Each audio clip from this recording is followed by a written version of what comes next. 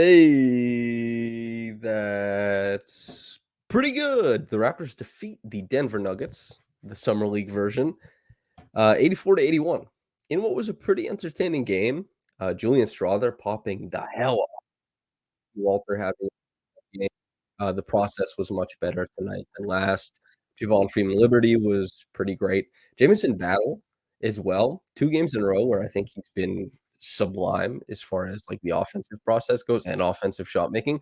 Shamshay and Mobo, a little bit more successful in this one, but Mobo, injured, leaves the game with a back contusion, and Grady Dick, who was listed as the point guard in this game for whatever reason. Shed was listed as the small forward. NBA.com. They're screwing up, but Grady leaves with a sprained ankle. It didn't look like too bad of a sprain, probably like a light sprain. He played on it for like 3 minutes, and then he's out of there. I don't think he was going to play more than 2 games in this summer league anyway, so maybe it's he's not losing out on reps or anything like that, but, I do think sorry, I just saw a funny, comment. I do think that, Grady will miss out on a little bit of, I guess, like, practice reps and stuff like that. So, them's the breaks. Um, I think he'll be okay, though. I don't expect lasting effects from this Grady injury. I hope there's no lasting effects from Mobo's injury or anything like that. So, hey, we can focus on Grady just quickly. He was not good. Grady actually, I think he finishes summer league probably 0 of 9 from 3, I think, or 0 of 8 from 3. A lot of movement on them. However, he should still be making more of them. And I'll tell you this much, a lot of front rim. Even he made 2 shots in this game. One of those shots, the jumper, or well, 2 of them were mid-range jumpers.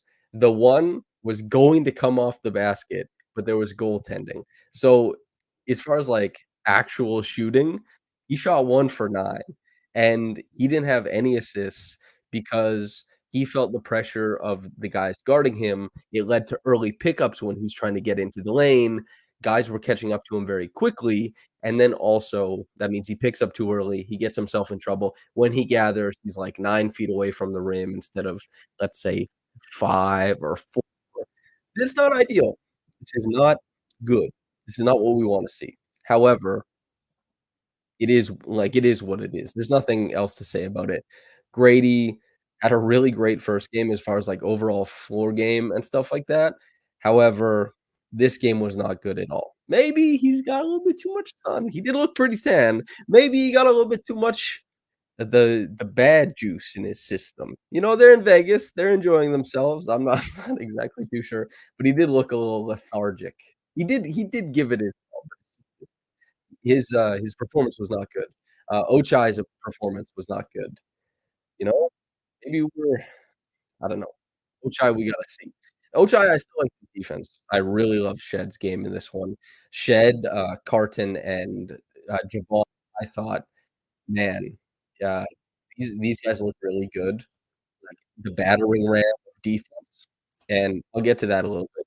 I do wanna talk to a little bit more just, like, quickly on Grady because I see Dager 81, I think that's maybe how you say it, says Grady is not good through 2 games. He should be dominating against, um, it won't players who won't be in the league. Grady is not that type of player for what it's worth.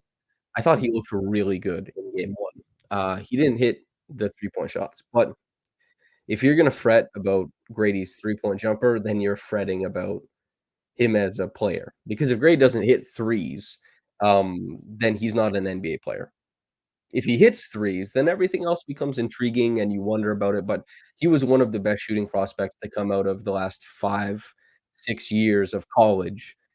He's supposed to shoot the 3. He hasn't at summer league. He won't because I'm pretty sure he's done, and if you're gonna fret about that, then that is what it is, but in this game, when he's not hitting his movement threes, he's getting front rim, and you see he's trying to take the ball on and get, like, throw ahead dribble, gather deep into the lane. I mean, it's, it is what it is. Jacoby is a more so the player who summer league is designed for. Keontae George last year is who summer league is designed for. Combo guards have a tough time kind of sticking in the NBA and not getting on the outskirts of, let's say, rotations because that's how it is in the NBA. However, players like Grady, they fit quite easily, and shooting guards and combo guards and stuff like that, guys who play on ball a lot. I mean, they dominate summer league, typically.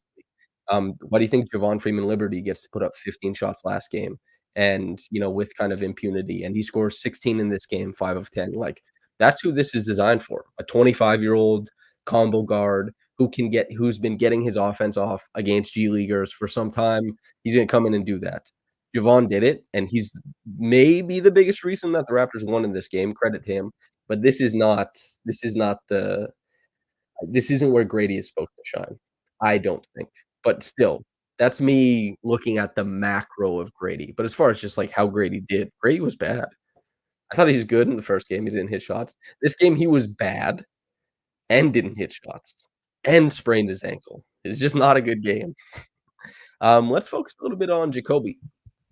Got that little pump, like sidestep, push to the left, pull up, very nice. Pump, sidestep, get middle, pull up. Hit a couple threes. Had that sweeping stutter rip out of the high pick and roll. Got to the rim, got fouled. I think it was 4 of 4 from the free throw line. Two of them came at the end of the game, though. I thought that Jacoby Walter was very, very fun as far as this performance. And Nabil, friend of the podcast says, Brandon Carlson Hive, Jamal Shed Hive, my draft board prevails. My pod appearance does not sound like Nabil, you've been too busy, man. You've been way too busy to come onto this podcast. It is what it is. Maybe you'll be on here. You're a big superstar. Maybe you won't be too busy. We'll see what happens. Cosmo said, yeah, I like Jacoby a lot. Jacoby was really fun in this game. I love guys who make decisions quickly, and this is gonna sound a little bit like oxymoronic, but make decisions quickly, and then also guys who can work out of a triple threat. Triple threat is not as quick decision making, but I like the duality there. Jacoby is designed to be a heat pump. He's quick, he's bursty, he has a high pickup point on his jumper, he doesn't need time to get it off. The extra feet beyond the arc that sits between him, he doesn't really care, he'll put up the shot. I thought this was a super fun game. There's also a couple nice, like, getting into the lane, making the pass out of it.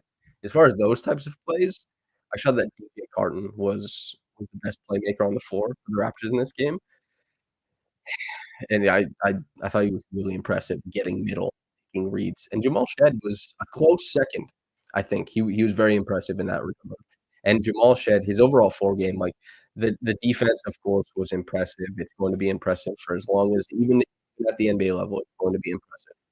Having him go 3 of 4 from the floor, 2 of 2 from downtown, perfect. That's exactly what we wanna see. Classic game manager stuff, not taking too much off, just making sure that, like, other guys get touches. Ochai needs shots, he gets to dribble the ball, sure. Kobe needs shots, he gets to dribble the ball, sure. Grady, same thing. Carton, the same thing. Freeman Liberty, the same thing. Even Jamison Battle, same thing. Even Jonathan Mobo, same thing.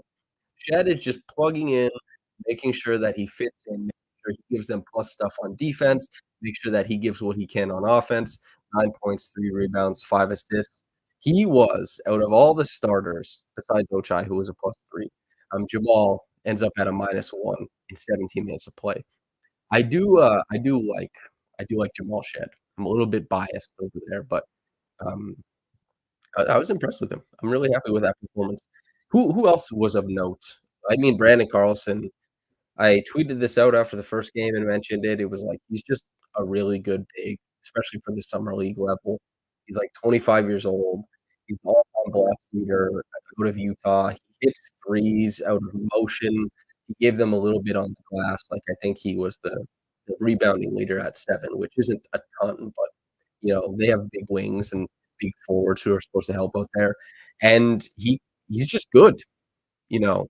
That's He's gonna be very good for the rest of the summer league forever, however long he plays. Presumably, because he's on that two-way, he's going to bring a decent amount of professionalism to the 905. I think he's gonna shore up a front court that hasn't been necessarily that great. I'm looking forward to it. And he gets to punch up at trying to make the NBA, and probably the thing that swings it for him, it's, the thing that swings it for him, I presume, is going to be the three-point jump shot. So, yeah. The audio is bit choppy. Good lord, not this again. Wait, here, I'll check the settings, everybody. See what's going on. It's just the same as always. I guess I don't know. We'll see what's going on. But anyway, them's the breaks. Good Brandon Carlson. He's I think that I've been very impressed with how he's played. And, like, 6 blocks in this game, his read from the bottom, like, the back end, I thought was great. There were, like the way he was able quick jumper in this game too, which I didn't see enough of Utah over the 4 years he was there. Not much of an excuse, but I didn't see that much of Utah to know, like, "Oh, this guy is actually a pretty quick jumper off the floor." The top end of his vertical, I don't know exactly where it fits, but he got to balls quickly. He was able to gather his feet, get to spots, boom, make plays, and 6 blocks is no that's nothing to turn your nose up at, even in summer league, especially since that's not, like, the defining feature of his game. It wasn't in game 1. He's been able to do a wide variety of things for these summer league Raptors, and he's looked in both of the if you look at all the big men that they've played so far across the 2 games, I think Brandon Carlson has stood out as the best. That's really good. You want even if you're not hitting the home runs all the time, it is a really, really good thing, a really good thing to see guys win their minutes or play really well or provide different things on the floor. Brandon Carlson, the shot is probably what swings it, as I said before, but we'll see. Um, DJ Carton, I think a lot of credit for getting middle and just making a bunch of really, really great reads. He had 1 turnover in this game, and the force could have been more than 4. I thought that, like he even missed a couple easy shots that he won't miss. He was 0 of 4 from downtown. Like, when you look at Jamison Battle, 3 of 5, Devon Freeman Liberty, 3 of 4, that was the difference in the score line at the end.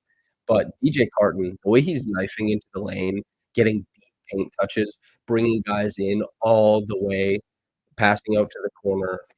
It's very professional. It is tough.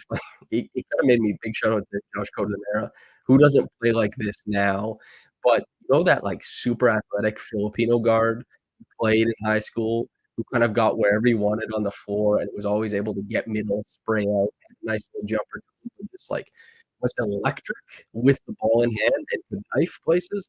That's what DJ Carton reminds me of. Guys have a really tough time keeping up with him. He's a quick decision maker. He uses screens well. He attacks closeouts well. He makes plays, ball moving. Like it's pretty impressive. And I thought the vast array of playmaking this game was the best. Like Strother was the best player on the floor between these 2 teams. But yeah, it's it's been pretty impressive from DJ Carton. I think he's gonna end up in the NBA, which is tough for smaller guards, but I think he might have the stuff to do it. Javon is at the back end of this roster. He's gonna try and compete. He's gonna have a chance at training camp to kinda settle something between him and the Raptors, whatever that looks like. It was nice to see a game like this for him because Javon isn't as inherent a playmaker as DJ Carton. Javon struggles at that, but Javon also is a guy who took that little stutter rip into the lane, went left, went right, got to the rim, finished, hit jumpers. He's impressive, man. He's the one assist that Mobo had after Mobo had his pass blocked and then went up and tapped it off to, Javon. It was like 2 seconds left on the shot clock. He put it up right away, got it in. Nice three-point shot. It's, it's impressive scoring from one of the most impressive scoring guards at the below the NBA level, whether it's Europe or whether it's the D League, whether it's, about Australia, like, Devon Freeman Liberty is one of the best scoring guards in the world that doesn't reside in the NBA. Tetris says, "Are you in Vegas?" Vilifying Force says, "He's in his basement." Tetris says, "Is his basement in Vegas?" It would be kind of fun to live in a basement in Vegas for, like, a very short. I'm not in Vegas, no. Um, but yeah, that's a funny little thing. The Rexdale basement is famous at this point. Um, Kinda we can focus on Mobo, and then I wanna talk probably about Shamshay, who was he was everywhere in this game. Mobo, uh, somebody said it, Zach James says Mobo is gonna be a 23-year-old rookie, and it doesn't look like he can dribble the ball. I disagree with the dribbling aspect. I think that Mo looks like he can't dribble the ball as well because of the limitations of his jumper.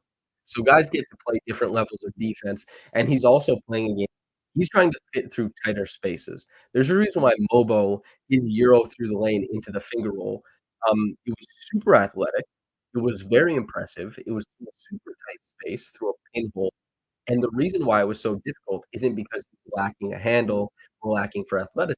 It's because he has to play against a more constricted defense, and his defender is going to make that harder on him because there's not a jump shot that's being respected. I actually think Mobo's hand is decent for his size, and if he plays at the NBA level, it would be good. However, the thing that is giving him pause is the fact that he is not necessarily playing the big position. He's playing as a forward, and he's being asked to not necessarily just be a hub, hand off the ball, but he's given the ball in situations where he's being asked to create, to put the ball down and do something to create advantage for himself or others. And you can definitely see it's vexing him. It's giving him a good deal of trouble. He's not exactly sure how to create, and he's not exactly sure how to attack closeouts because he's getting those super, super short closeouts. He's not getting guys all the way out, so there aren't many lanes opening up for him. The handle, though, I think is okay. However, the jump shot is creating a lot of work for him that does not exist for other players. The defense in this game as well was a little bit like, it didn't impress me too much, but, like, same thing as last game. There's a couple times, like, he stepped out on guys on a switch or they're being aggressive above the break, and you can see, like, "Oh, nice. This looked okay."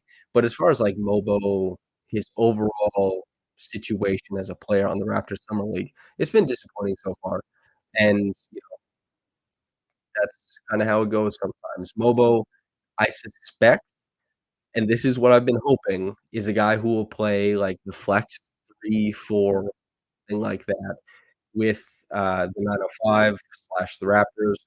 There will be opportunities for him to run in transition, and there's some stuff he has to iron out. He took 2 threes today, though. That might be as much as he ever took at San Francisco last season. So we're seeing progress there. Um, he's going to be a guy who has to take shots. Brad Farndon here said Mobo also playing with Shamshay, he succeeds as a small ball 5 as the hub like KO. Yeah, that's the role that he played at San Francisco. He operated on the way, he operated on the elbow as they ran stuff around him, he made reads, he was a live dribble, like, handoff or creator out of the big man position, and right now he's being asked to face up and break down guys who don't respect his jump shot. He's being put in a very awkward position, and he's not doing well with it. So, obviously, it'd be more fun if he was doing well, but I guess we're gonna see where all this leads. Maybe he has more time than initially predicted. The 23-year-old aspect for Mobo, I mean, with the CBA the way it is now, guys on second rounders, it doesn't matter as much that he's 23, probably. It doesn't matter as much that a guy would be 22 or 21 because teams under the new cap crunch and the lack of flexibility with the aprons and what they introduced for, like, oh, you can't make certain types of trades, you can't do certain types of signings, you're so much more restricted. You just wanna make sure that in the second round you're selecting a guy who you can see on his rookie contract will be giving you some sort of impact. And I wouldn't rule that out from Bobo yet. However, it hasn't been a good start for him. And he also in back contusion, and it didn't look as crazy as Ochai's back contusion that kept him out for, like, 2 weeks in the middle of the season. Well, not middle technically, 'cause he got traded for the trade deadline, basically. With the Raptors, he was out for, like, 2 weeks after he went down trying to get oop. It looks similar to that, not as crazy, but it was a tough fall for Mobo. We'll see what happens with him. Shamshay, you guy, how much ground he covers running the court. My god, this guy gets up and down the floor. James Wiseman is another guy who from at his size, like, when he puts the pedal to the metal, he gets from point A to point B very quickly. And similar to James Wiseman, we're looking at some of the softer skills. It's something that needs to come along for these guys. Shamshay, the youngest player in the draft, he looks it, man. He's the youngest guy out on the court. Every time he plays until whatever until I don't know, until he plays the G League tonight and they have some kid, he's the youngest guy. And there's, like, a lack of attention to detail in a lot of the defensive stuff. He's missing a lot of reads as a passer. Like, guys will come wide open under the basket, and he's a little bit too preoccupied of, like, "Well, I have to make this handoff happen up here. I'm paying attention to the part of the floor that concerns me." It's like, "Damn, you missed a really easy read. You have to make sure you get that." There's stuff like that I'm sure he will iron out. Hit the free throws today, which was nice. Well, 2 of 4. He hit his 3, which was really nice. The jumper is pretty clunky, like, it doesn't look the nicest, but you work with what you have. Some guys make shots like shots go in with awkward jumpers. It is what it is. Yeah, Matt Outley says, "When was the last time you put a curve in your baseball hat, Samson?" There's a curve in this one. That's like a curve, or am I supposed to, like, have it like, "Daggum, brother." Is this the ideal curve? I guess we'll see. For podcast listeners, I've just an over the top curve into my head. So, yeah, Shamshay, there's stuff to come. We don't know exactly what it's going to be, but it's going to be some. And, Omari Moore, actually, I think deserves a lot of credit. He played 9 minutes. I think he was the only guy who gave Julian Strawther trouble. And Julian Strawther and this I spent 2 summers of my teenage years, well, parts of summers at Gonzaga University playing basketball. So Strawther, I'm a huge fan of. Kelly, I'm a huge fan of. All the Gonzaga guys, God bless. And 32 points, 3 rebounds, 5 assists. Nobody on the Raptors had anything for Julian Strawther except for Omari Moore, who kind of blanketed him for a point in time. I think he blocked him 3 times in, like, 4 minutes or something like that. Slid with him defensively, was playing good denied defense, and as soon as he wasn't being guarded by Omari Moore anymore, Strawther went nuts. And that 32, 3, and 5, like, you go 6 as 12 from downtown, you're gonna score a lot. You go to the line 10 times, you're gonna score a lot, and that's how it goes. I mean, I like Strawther a lot. I think he could potentially be in, like, a contending level team's rotation, and he's very good, and he gives the Raptors absolute fits. And, Ochai Agbaji did not have a good time against him. I thought that anybody except for Omari Moore had a really, really tough time. God bless Perry, stepped into a 3, cashed it. I really like that from him. Disu, we're still waiting to see if he hits the floor. That's probably a back end summer league thing, but, yeah. Doyle says he's definitely gonna play for the Nuggets this year. Yeah, Strawther, we don't know how much time, but time, he's gonna get some of it, and I think he's a really interesting prospect. Especially, like, he really adamant on moving without the ball, getting to the ball. Mumbo Jumbo says Mike is super laggy. I guess I'll have to listen to it back afterwards. I guess we'll see what happens with that. Um, yeah, them's the breaks. Sorry, everybody. Um, I mean, I kinda wanna watch Game of Thrones anyway, or House of the Dragon, and I don't know if the Copa America game is still ongoing or if they've done a few things, but I might wanna actually go catch that too. So, I'll sort out some of this audio stuff, and, we'll come back for game 3 better than ever, hopefully. Alright, everybody, thanks for tuning in. Still undefeated. The road to the chip is still going forward. Fingers crossed we might get to see something good. And the big takeaways from this game, I would say, Kobe looked awesome. Javon scored the hell out of the basketball. Carlson, gee, 6 blocks. Pretty nuts. And more than anything, we got a nice curve in the hat now. A nice young boy with a curved cap.